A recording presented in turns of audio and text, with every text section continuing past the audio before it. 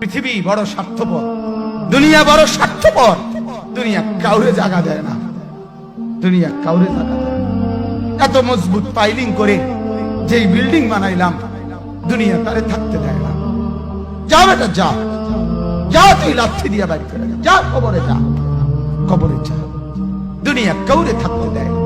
দুনিয়া কত ক্ষমতা ধরকে মাটির নিচে ফেলায় দিছে, দুনিয়া কত সম্পদ আলাকে মাটির নিচে ফেলে দিছে, দুনিয়া কত সুন্দরী নারীকে মাটির নিচে ফেলায় দিছে, মাটির সাথে রেজা রেজা করে ফেলছে। আজ আর চেহারা নাই, আজ আর রূপ নাই, আজ আর যৌবন নাই, আজ আর ক্ষমতা নাই।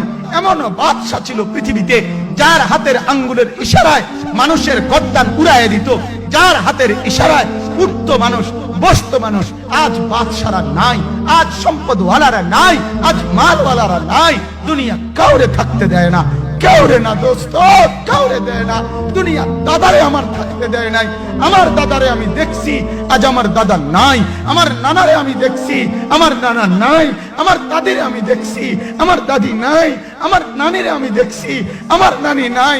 আমার বাবারে আমি দেখছি, 14 লক্ষ টাকা বাবার পেনশনের আমি সব ডাক্তারের পিছনে খরচ করে ফেলছি, বাড়ির ফসলের জমি বিক্রি করে ফেলছি।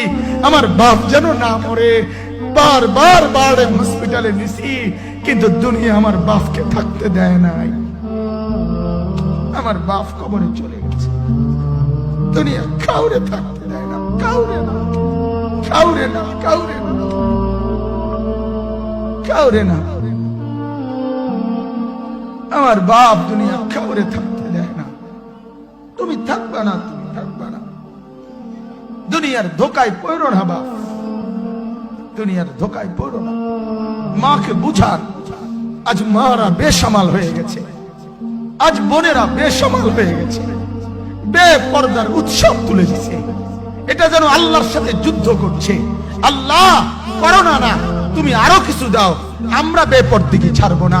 যুবক ছেলেগুলো যেন বলতেছে, আল্লাহ তুমি করোনা দেওয়ার চাই দাও, অশ্লীল ছবি দেখা, ফেসবুকে নর্তকী দেখা আমরা ছাড়বো না। দেখি তুমি কি করতে পারো, তুমি যা করার করো। দোকানদার ব্যবসায়ীরা হারামের লেনদেন করা বন্ধ করছে না, সুদখোর সুদ ছাড়ছে না, ঘুষখোর ঘুষ ছাড়ছে না, নাফরমান আর জিনাকার ব্যভিচারী এরা কেউ কিছু ছাড়ছে না। বেহায়ার বেপর্দা নারী তার অশ্লীলতার বেহায়াপনা ছাড়ছে না। মুসলমান তার ঘরের টেলিভিশনের নর্তকীর আওয়াজ তো বন্ধ করছে না। হায় করোনা কিভাবে যাবে, আযাব কিভাবে যাবে বলেন, বলেন, বলেন আপনারা। আমার বাপ ফেরাউনের উপরে তো আযাব এতদিন ছিল না, নমরুদের উপরে আযাব এতদিন ছিল না, সাদ্দাদের উপরে আযাব এতদিন ছিল না, কারুনের উপরে আযাব এতদিন ছিল না, লূত আলাইহিস সালামের কওমের উপরে আযাব এতদিন ছিল না, হুদ আলাইহিস সালামের কওমের উপরে আযাব এতদিন ছিল না, নূহ আলাইহিস সালামের কওমের উপরে এতদিন আযাব ছিল না। আজ আমরা মালিককে এই পরিমাণ নারাজ করছি, মালিক এত বেশি নারাজ। আজ 1 বছর হয়ে গেছে, 1 বছরের চাইতে বেশি হয়ে গেছে, কই করোনার মহামারীর আযাব তো যাচ্ছে না, গেছে গা বলে। আমাদের লক্ষ লক্ষ বাচ্চার পড়ালেখা বন্ধ, এরা নষ্ট হওয়ার চূড়ান্ত পর্যায়ে পৌঁছে গেছে। মোবাইল এদেরকে শেষ করে দিছে, লক্ষ লক্ষ ছেলে। গতকালকে এক মা আমার আত্মীয় ফোন দিয়া বলতেছে, সকাল 10টায় বাচ্চাটা ঘর থেকে মোবাইল লইয়া বাইর হইছে, রাতের 10টায় মা তারে ফোন দিয়া বলছে, বাপ ঘরে আসতি না, ভাত খাইতি না। বাচ্চা তারে বলতেছে, তোমার অসুবিধা কি, তোমার সমস্যা কি? মা এই কথা বইলা কাঁদা দিছে যে, শোনেন হুজুর কদ্দুর দোয়া করো। এক বাচ্চা, এক ছেলে, সে যদি তার মাকে কথা বলতে পারে, তার মানে গুনাহ তারে এত মজা দিয়া দিছে, ফেসবুক তারে এত মজা দিয়া দিছে, ইউটিউব তারে এত মজা দিয়া দিছে, নর্তকী তারে এত মজা দিয়া দিছে, গুনার দৃশ্য তারে এত মজা দিয়া দিছে, সে মাকে ধমক দিচ্ছে। রাত 10টা বাজলে কি হইছে, রাতের 3টা পর্যন্ত দেখলে তোমার সমস্যা কি?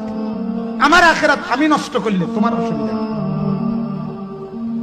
আমার জাহান্নাম আমি ঠিক করে নিলে তোমার সমস্যা কি?